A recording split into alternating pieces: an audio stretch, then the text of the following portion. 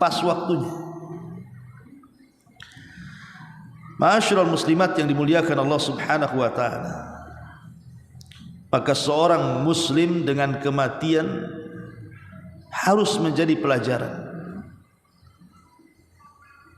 Kata Abu Darda radhiyallahu an, kafa bil mauti wa'ida, cukuplah dengan kematian itu dijadikan pelajaran bagi kita. Jadi kalau seandainya ada pengumuman, sekarang kan mudah pengumuman itu karena sudah ada medsos. Mungkin ada saudara kita di kampung,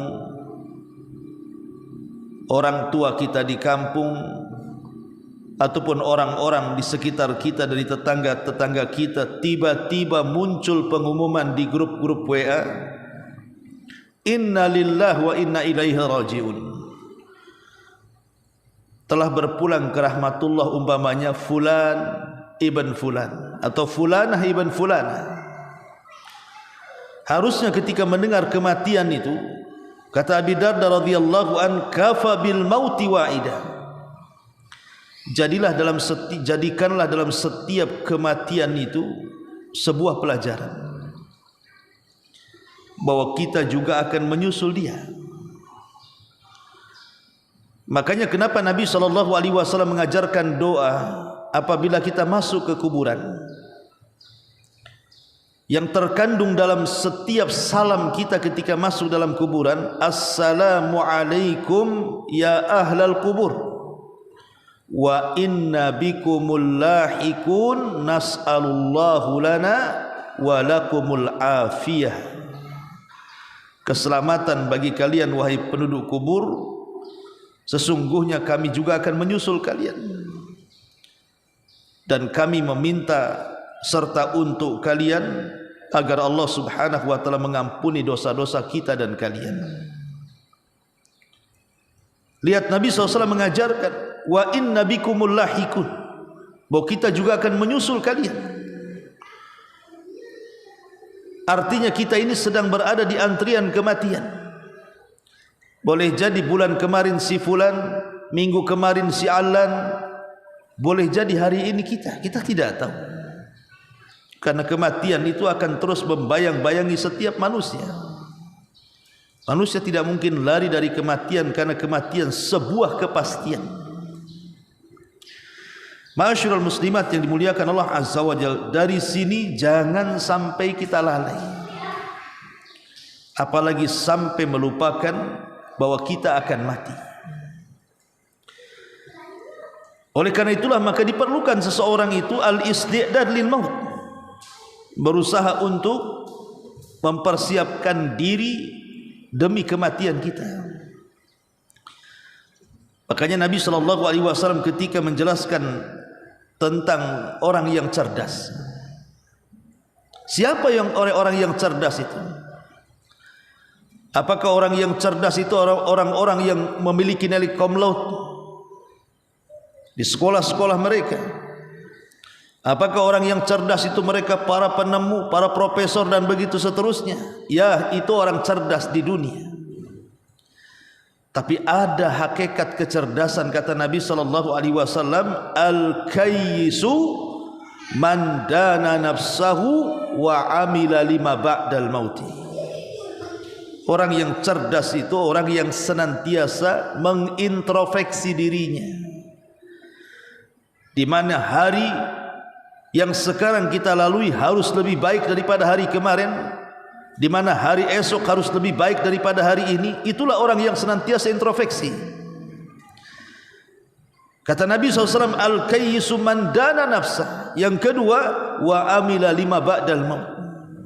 Dan orang-orang yang senantiasa mempersiapkan dengan amal-amal terbaiknya untuk setelah kematiannya. Itulah orang yang cerdas. Makanya Al-Hafidh Ibn Rajab rahimahullahu ta'ala, beliau mengatakan al-wajibu 'alal 'abdi al-isti'dadu lil mauti qabla nuzulihi bil a'malis salihati wal mubadarati ila dhalik. Maka kewajiban seorang hamba, kata beliau, adalah mempersiapkan diri untuk kematian sebelum datangnya dengan cara memperbanyak amal saleh dan segera melakukan amal saleh. Ma'asyiral muslimat yang dimuliakan Allah Subhanahu wa taala,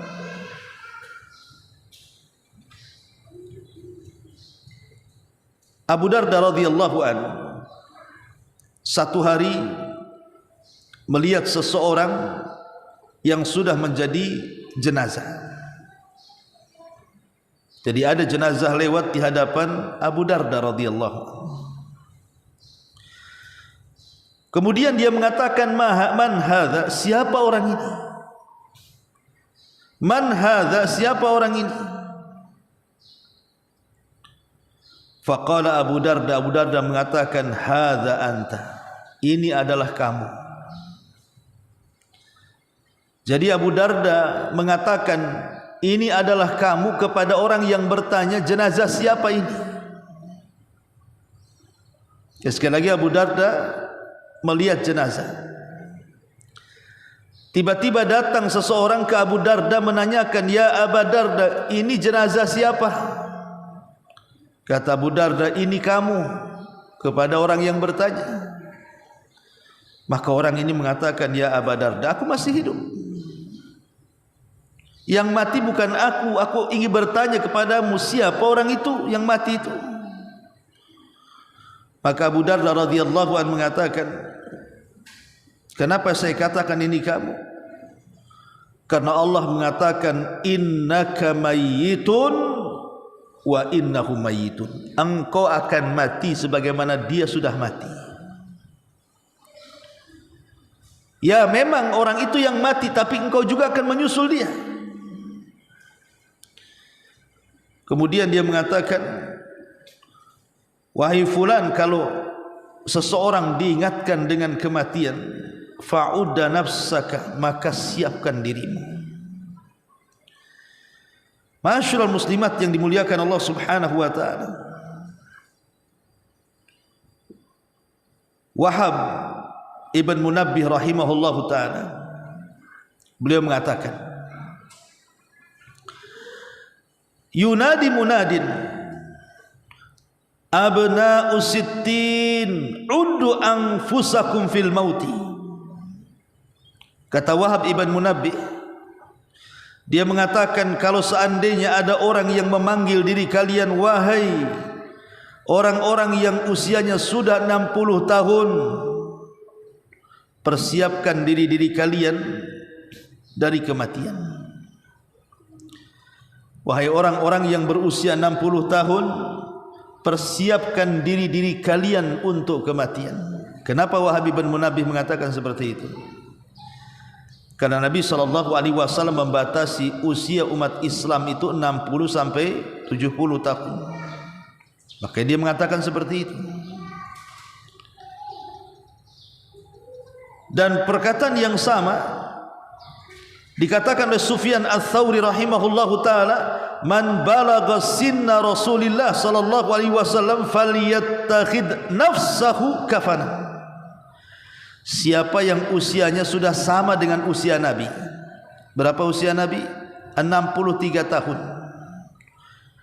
Kata Sufyan Ats-Tsauri, falyattakhid nafsaha kafanan, sebaiknya belilah kafan, siapkan kafan untuk mengkafaninya. Lihat bagaimana para ulama salaf mengingatkan dari segi usia. Tapi bukan berarti kemudian persiapan kematian itu kalau sudah usianya 60 tahun, tidak. Para ulama ini hanya melihat dari segi sabda Nabi SAW bahwa usia umat itu dibatasi 60 sampai 70 tahun. Yang namanya persiapan kematian ya sebelum itu. Dari sekarang kita harus menyiapkan kematian, baik usia kita masih 30, 40, 50. Karena yang namanya kematian itu tidak pandang usia. Cuman umumnya kalau orang sudah usia 60 tahun ke atas itu lebih dekat dengan kematiannya. Ma'asyiral muslimat yang dimuliakan Allah Subhanahu wa taala. Rabi ibn Khaytham rahimahullahu taala. Rabi ibn Khaytham, dia mengatakan aksiru dzikra hadzal mauti fa innahum lam tazuqu qablahu mithlah. Kata Rabi ibn Khaytham, ingatlah kalian atau perbanyaklah oleh kalian ingat akan kematian ini, karena kalian tidak akan merasakan yang seperti kematian. Kenapa kemudian beliau mengingatkan soal sakaratul maut? Karena sakaratul maut itulah yang menghancurkan seluruh kenikmatan yang pernah kita kumpulkan di dunia. Kalau semasa muda kita kumpulkan berbagai macam kenikmatan dunia, kita ingin lahan tanah, kita beli lahan tanah, kita ingin rumah, kita bangun rumah, kita ingin kendaraan, kita beli kendaraan, kita ingin pakaian yang enak, kita belikan pakaian yang bagus, yang mewah, tas dan begitu seterusnya. Ketika kita masih hidup, semua kenikmatan itu bisa kita gunakan. Tapi kalau datang sakaratul maut, maka semua kenikmatan dunia itu hanya tinggal kenangan. Karena semua akan ditinggalkan dan tidak mungkin akan dibawa ke dalam kuburan. Karena kalau ada orang yang mati itu, yang akan mengikuti adalah tiga perkara. Satu, keluarganya, dua, hartanya, dan tiga, amalannya. Adapun hartanya, maka dengan semata-mata kematiannya terputuslah dari dia. Adapun keluarganya, semata-mata dikuburkan di liang lahat, maka keluarganya akan meninggalkan dia. Adapun amalannya, inilah yang akan masuk ke dalam kuburannya. Idza mata ibnu Adam in qata'a amaluhu illa min salasin, sadaqatin jariyah aw ilmin yuntafa'u bihi aw waladin salihin yad'u lahu. Kalau anak Adam itu meninggal dunia, maka tidak ada yang dibawa kecuali tiga perkara: ilmu yang bermanfaat, sedekah yang mengalir, dan anak saleh yang mendoakan orang tua setelah kematiannya. Ma'asyiral muslimat yang dimuliakan Allah Azza wa Jalla, dikatakan dari ucapan Ka'ab al-Akhbar radhiyallahu anhu. Apa kata Ka'ab al-Akhbar, seorang rahib di zaman Umar yang masuk Islam? Man arafal mauta hanat alaihi masaibat dunya wa gumumuha. Siapa yang mengenal kematian, siapa yang terus ingat kematian, siapa yang terus membayang-bayangi dia dengan kematian, maka akan merasa ringan musibah-musibah dunia dan juga musibah-musibah yang selama ini membuat gundah gulana.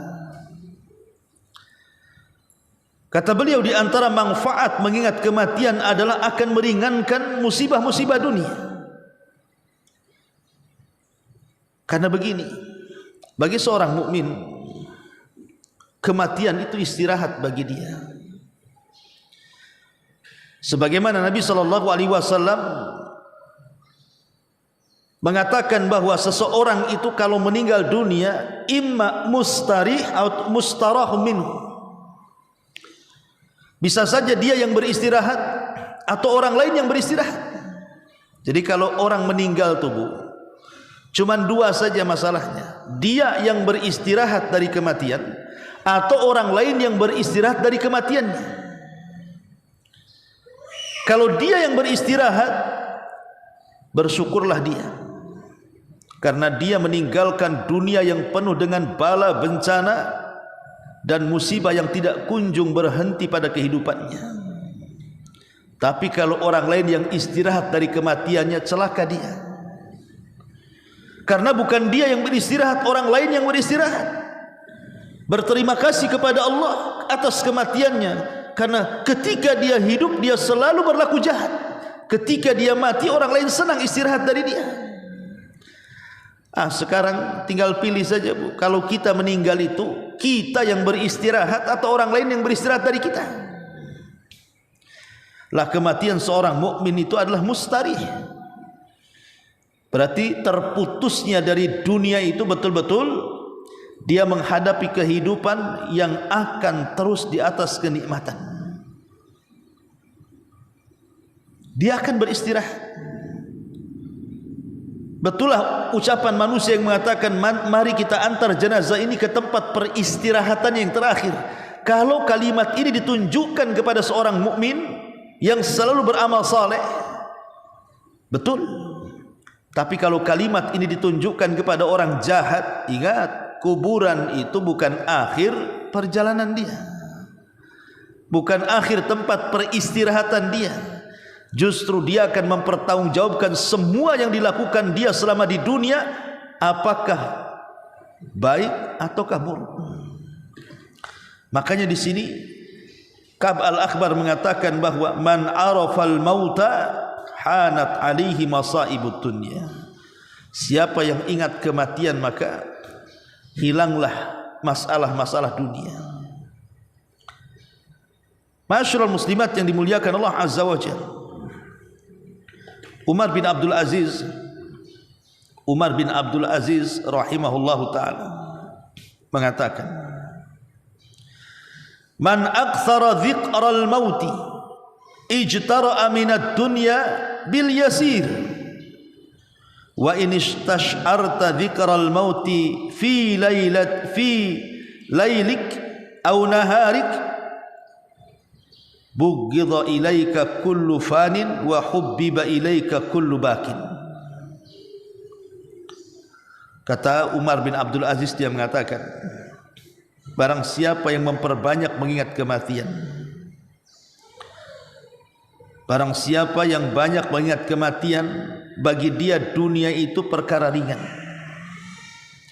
Sebab engkau kalau merasakan dengan cara mengingat kematian di malam dan di siang harimu, maka engkau akan dibencikan kepadamu sesuatu yang mudah musnah, dan akan dicintakan kepadamu sesuatu yang akan kekal. Dan kekekalan tidak mungkin ada kecuali di akhirat. Surgalah yang kekal atau neraka yang kekal. Dunia ini tidak akan kekal. Ma indakum yanfud wa ma indallahi bakin. Apa yang ada di sisi kalian itu akan lenyap. Yang kekal itu hanya di sisi Allah Subhanahu wa taala. Kemudian juga Hasan Al-Basri rahimahullahu taala, beliau mengatakan, ma aktsaru 'abdin dzikrul mauti illa ru'iya dzalika fi amalihi wa la tala amalu 'abdin qad illa asa'al amal.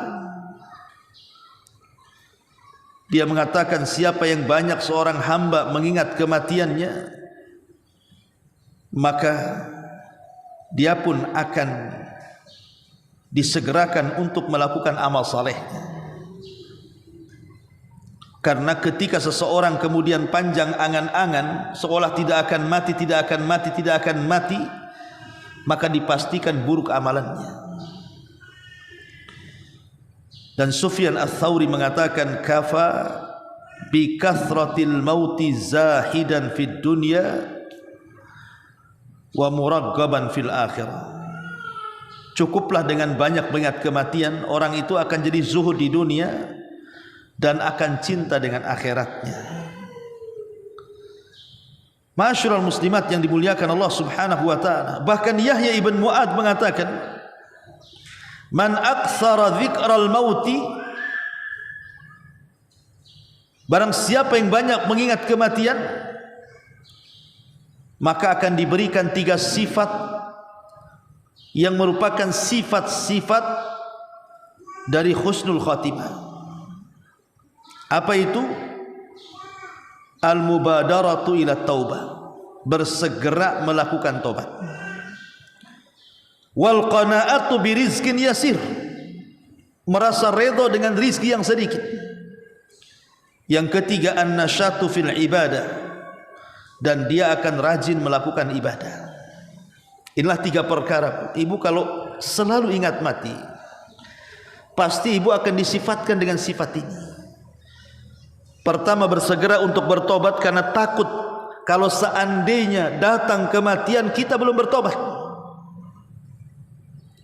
Yang kedua, al-qanaatu birizqin yasir, redha dengan pemberian walaupun sedikit, karena dia tahu bahwa ada rizki Allah yang jauh lebih besar daripada di dunia. Apa itu? Surga Allah. Jadi dia merasa qanaah, tidak ada masalah.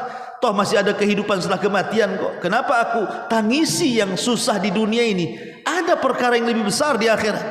Tak usah ditangisi perkara kecil. An-nasyatu fil ibadah. Dan akhirnya orang ini akan rajin melakukan ibadah. Ma'asyiral muslimat yang dimuliakan Allah Subhanahu wa taala. Makanya dikatakan oleh Imam Ghazali rahimahullahu taala, Imam Ghazali rahimahullahu taala, orang yang senantiasa mengingat kematian, maka dia akan mendapatkan thawabun wa fadlun, pahala yang banyak dan keutamaan. Pahala yang banyak dan keutamaan. Adapun orang yang jauh dari mengingat kematian, maka akan ditimpakan kepadanya dosa dan kelalaian. Nauzubillah. Ma'asyiral muslimat yang dimuliakan Allah Subhanahu wa taala, tidak syak lagi bahwa kematian itu, Bu, sesuatu yang sifatnya baghtah. Baghtah itu datangnya tanpa pemberitahuan. Kadang-kadang orang merasa sehat badannya, di medical check up pun tidak adalah badan-badan ini, dalam badan ini ada penyakit-penyakit yang membahayakan, yang mengantarkan kepada kematian umumnya manusia. Tapi karena kematian itu sifatnya baghtah, datangnya tanpa pemberitahuan, tiba-tiba saja malaikat maut datang. Betapa banyak orang sehat tiba-tiba meninggal. Betapa banyak orang-orang sehat tiba-tiba meninggal. Dan banyak orang sakit kok tak mati-mati pula dia. Betapa banyak anak-anak muda yang belum tua dia meninggal, tapi ada orang tua tak mati-mati juga dia. Jadi karena kematian itu tidak ada alamat yang pasti, dan datangnya juga tiba-tiba serta tanpa ada pemberitahuan dari Allah Azza wa Jal, maka sudah selayaknya lah seorang muslim itu mempersiapkan dirinya, karena itu sebuah kepastian. Ma'asyiral muslimat yang dimuliakan Allah Subhanahu wa taala, oleh karena itulah maka ada hal-hal yang ingin saya jelaskan, karena kematian ini juga sesuatu yang memberatkan bagi setiap manusia. Karena dalam kematian itu ada sakarat, Bu. Ada sakarat itu ada perkara-perkara yang menyakitkan. Orang ketika dicabut nyawanya itu sakit. Bahkan Nabi SAW sendiri yang merasakan perkara itu. Saat detik-detik wafatnya, Nabi SAW mengatakan, ala wa inna lil mauti la sakarat. Ingatlah, dalam kematian itu ada rasa sakit.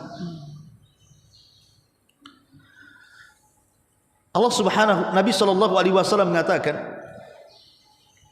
dalam hadis Ummul Mukminin Aisyah radhiyallahu anha, man ahabba liqa Allah ahabballahu liqa'ah,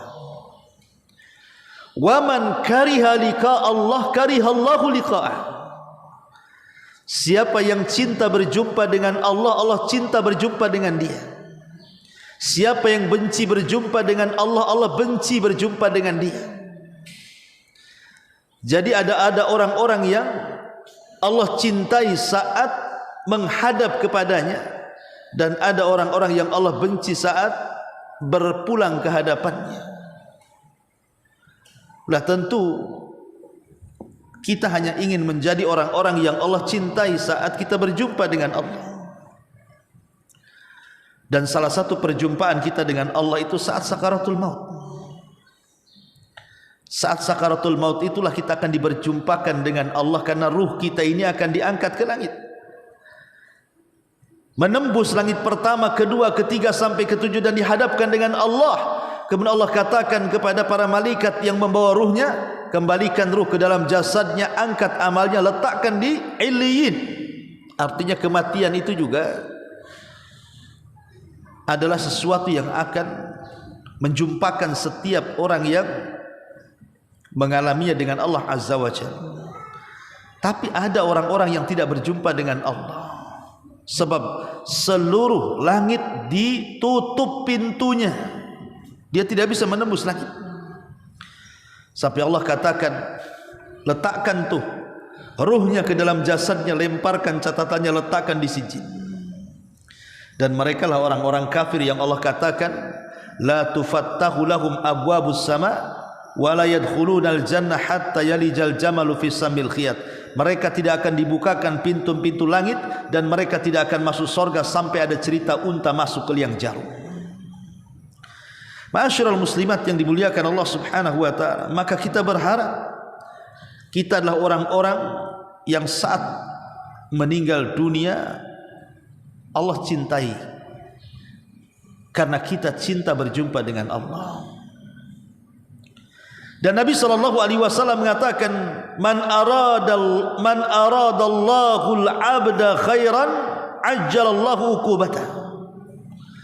Barang siapa yang Allah kehendaki bagi seorang hamba itu kebaikan, maka Allah akan segerakan azabnya di dunia.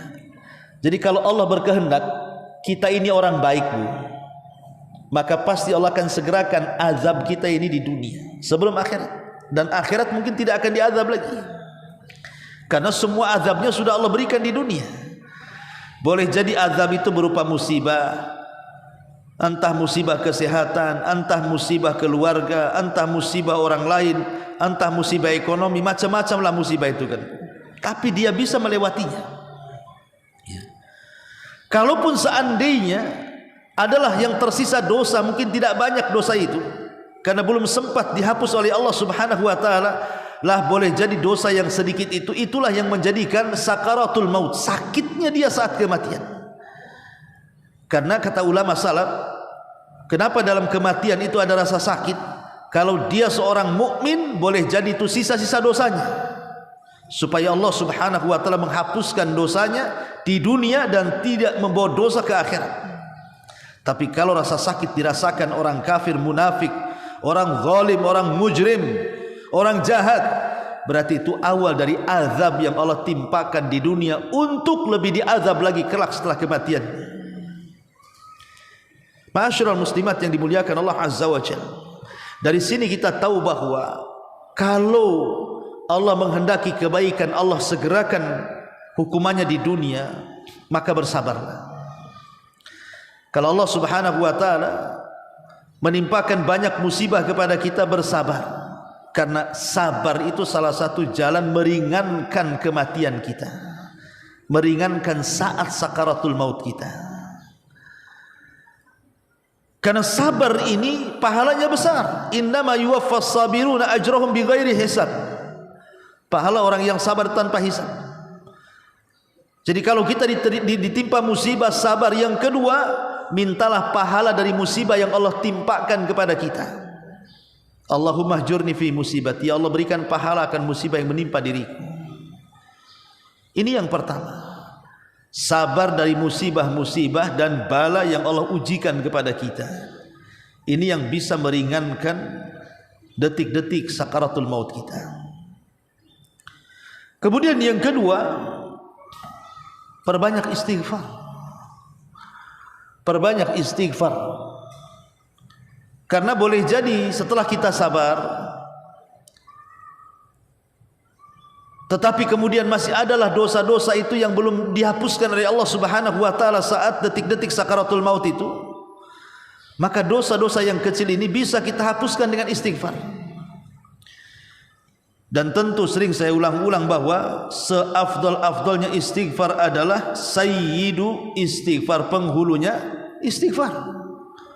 Allahumma anta rabbi la ilaha illa anta khalaqtani wa ana abduka wa ana ala ahdika wa wa'dika mastata' a'udzubika min syarri ma sana' abu'u laka bi ni'matika alai wa abu'u bi dzambi faghfirli fa innahu la yaghfiru dzunuba illa anta. Inilah sayyidul istighfar.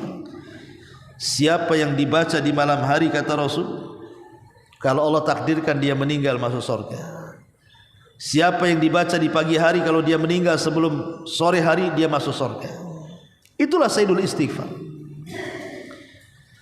Karena Allah Subhanahu wa ta'ala dalam hadis qudsi mengatakan, ya ibna Adam, law dhunubuka anana as-sama thumma astaghfartani ghafartu laka ala ma kana minka wala ubali. Wahai anak Adam, kalaulah dosamu seberapapun besarnya, walaupun melambung sampai ke langit sekalipun, walaupun seberat bumi sekalipun, kalau engkau datang kepadaku istighfar, meminta ampun dan tidak menyekutukan Allah, ku ampuni dosa-dosamu semuanya. Maka ini cara yang kedua, perbanyak istighfar supaya meringankan kematian kita. Ya.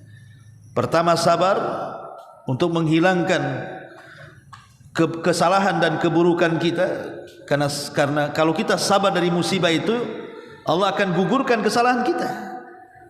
Lah, untuk menggugurkan kesalahan-kesalahan sedikit saat-saat sakaratul maut itu, maka perbanyak istighfar. Karena dosa sebanyak apapun kalau digempur dengan istighfar itu akan hilang. Dan tentu mentauhidkan Allah, tidak menyekutukan Allah Subhanahu wa ta'ala. Kemudian yang ketiga, hindari hak-hak orang lain. Kalau bisa kita kembalikan hak-hak orang lain, terutama masalah utang piutang. Karena kita tahu bahwa orang yang ketika kematiannya dijamin tidak akan merasakan sakit adalah para syuhada. Para syuhada itu ketika meninggal tidak akan merasakan sakitnya, kecuali dia punya hutang. Kecuali dia punya hutang. Kalau dia punya hutang, kata Nabi SAW, yughfar, diampuni, asyahid kulla dzambin, setiap orang yang mati syahid setiap dosanya diampuni, illa dain, kata Rasul, kecuali kalau dia punya hutang. Maka sebelum datang kematian itu, alunasi hutang. Hak-hak yang berkenaan dengan orang lain, minta kehalalannya. Dengan cara apa? Kembalikan haknya. Jadi inilah 3 perkara, kata para ulama, yang bisa meringankan detik-detik sakaratul maut setiap hamba. Bersabar dari musibah, kemudian perbanyak tobat dengan memperbanyak istighfar, kembalikan hak-hak manusia. Ma'asyiral muslimat yang dimuliakan Allah Azza wa Jalla, saya ingin menjelaskan sedikit tentang kisah-kisah para ulama salaf. Bagaimana mereka saat detik-detik wafatnya. Berkata Yahya ibn Adam rahimahullahu ta'ala, berkata Yahya ibn Adam rahimahullahu ta'ala, ketika datang kematian kepadanya, masuklah Sufyan Ats-Tsauri rahimahullahu ta'ala. Kemudian dia pun seolah-olah mengerung kesakitan karena sakit yang dideritanya. Maka Sufyan Ats-Tsauri mengatakan, kenapa engkau seperti seolah-olah kesakitan? Maka dia mengatakan, fa wallahi lawaditu anni mutu sa'ah, demi Allah, kalau aku memang berkehendak, aku ingin kematianku ini tidak terlalu lama, sekejap saja. Begitu para ulama salaf tahu. Sebab kita lihat ada orang-orang yang diuji itu tidak mati-matimu, tapi dikomakan. Kan ada orang yang dikomakan itu bertahun-tahun kan Bu, berbulan-bulan dia koma, nggak mati-mati juga, ya sehat tidak, mati juga tidak, antara hidup dan mati orang koma. Makanya kemudian Yahya ibn Adam mengatakan, lawadidtu anni muttu sa'ah, kalau bisalah kematianku ya Rabb segerakan, jangan dilambatkan ataupun dilama-lamain. Ma'asyiral muslimat yang dimuliakan Allah Azza wa Jalla. Kemudian ketika Ibrahim An-Nakhai rahimahullahu taala sedang sakit, faqalu, maka sahabat-sahabatnya mengatakan, ya Aba Imran ma yubki. Jadi Ibrahim An-Nakhai saat sakit itu dia menangis. Jadi orang-orang di sekitarnya dari kerabat dan sahabatnya mengatakan, apalah yang membuat engkau menangis wahai Aba Imran, kunyah daripada Ibrahim An-Nakhai ini.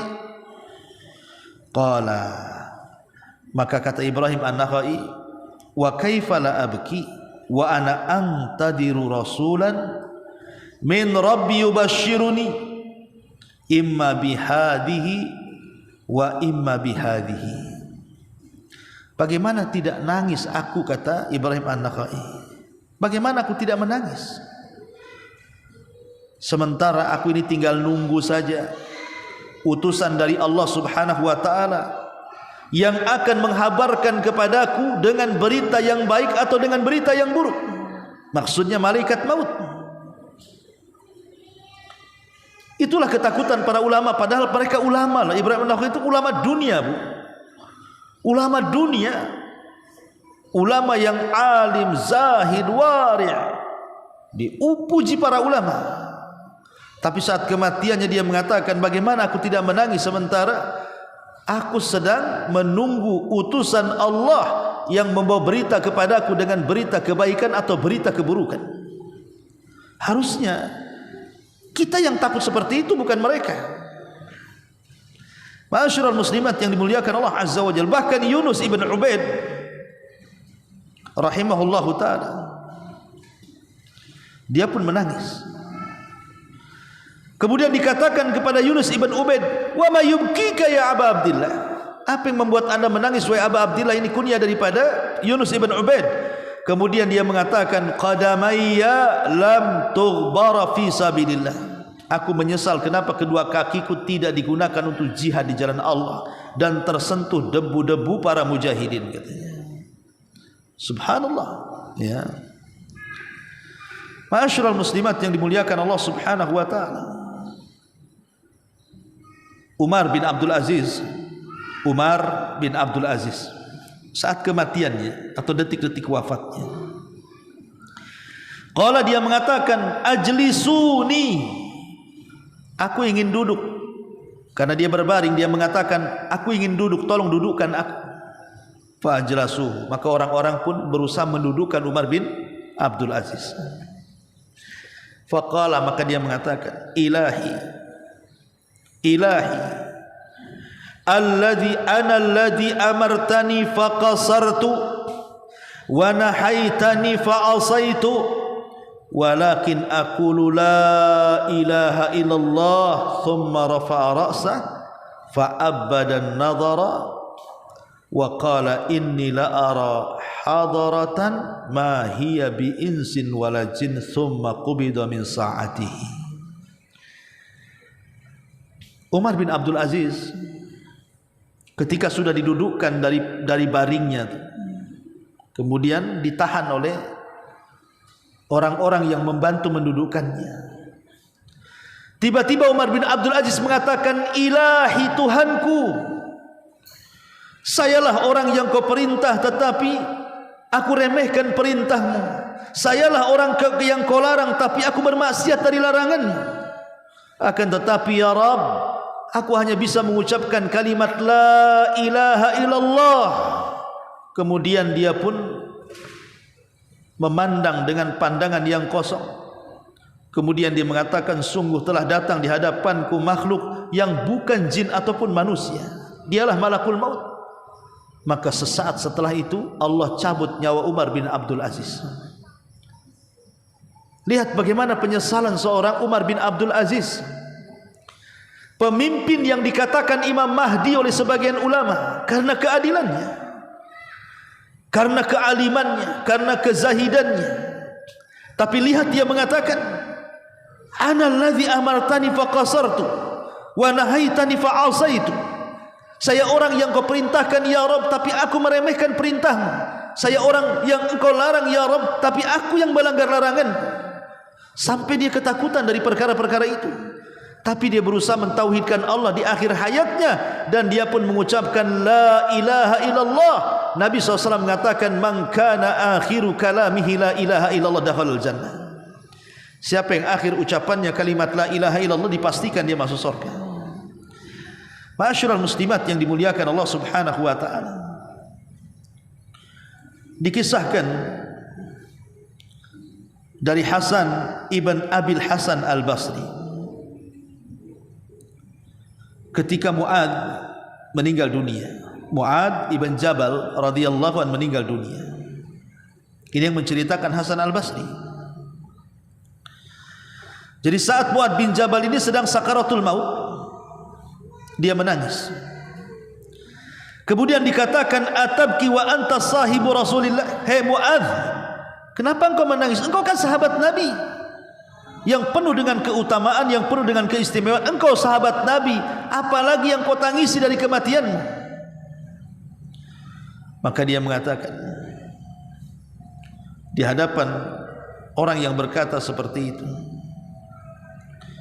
ma abki jazaan minal mauti an hallabi walad dunya taraktuha ba'di. Aku tidak menangis dengan adanya kematian yang akan segera menghampiriku, tidak pula dengan dunia yang kutinggalkan setelahku. Walakin, akan tetapi dia mengatakan, innama huma al-qabadatani qabdatun fin nar wa qabdatun fil jannah fala adri fi ayyi qabdataini ana. Yang aku tangisi adalah manusia itu kan ada dua kelompok. Yang satu kelompok penduduk neraka, yang satu kelompok penduduk surga. Kalau seandainya malaikat maut datang mencabut nyawaku, aku tidak tahu dari mana dua kelompok ini. Apakah aku termasuk kelompok ahli surga atau aku termasuk kelompok ahli nar? Aku tidak tahu. Lihat bagaimana ketakutan seorang Mu'ad bin Jabal. Harusnya ketakutan ini ada pada kita, bukan pada Mu'ad bin Jabal karena dia sahabat Nabi. Tapi terkadang kita tenang-tenang saja menghadapi kematian, seolah-olah kita yakin kita menjadi penduduk surga. Na'udzubillah summa na'udzubillah. Ya. Ma'asyiral muslimat yang dimuliakan Allah Subhanahu wa taala. Bahkan dikatakan oleh Abdul Wahid ibn Zaid rahimahullahu taala, dia mengatakan, dakhalna ala Atha as-Sulami. Aku masuk ke rumah Atha. Dan Atha itu ketika itu sedang sakaratul maut. Aku mendengar nafasnya. Ketika dia menghela nafasnya dan Abdul Wahid mendengar helaan nafasnya, maka dia mengatakan, malaka ya fulan, kenapa engkau wahai Atha, kenapa engkau menghela nafas sedalam itu? Kemudian dia mengatakan, wadidtu wallah anna nafsi bakiyat baina lihatai wa hanjaratai tataraddad ila yaumil qiyamah makhafatan an takhruj ila an-nar.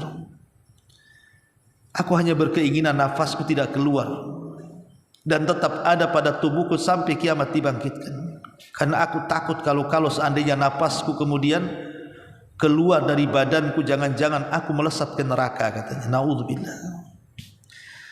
Lihat bagaimana ketakutannya para ulama salaf saat detik-detik kematiannya. Tetapi yakinlah bahwa seorang mukmin yang terus beriman dan beramal saleh, kemudian istiqamah dengan amalan, senantiasa berdoa kepada Allah agar kita diwafatkan husnul khatimah, kemudian kita senantiasa sabar memperbanyak tobat dan istighfar, kemudian mengembalikan hak-hak manusia. Jangan suka melakukan kezaliman. Insyaallah dengan tauhid yang ada pada diri kita ini, maka dengan itulah kita akan diarahkan kepada jalan Allah Subhanahu wa taala berupa husnul khatimah. Wallahu a'lam bishawab. Ini materi yang bisa sampaikan sebelum saya tutup.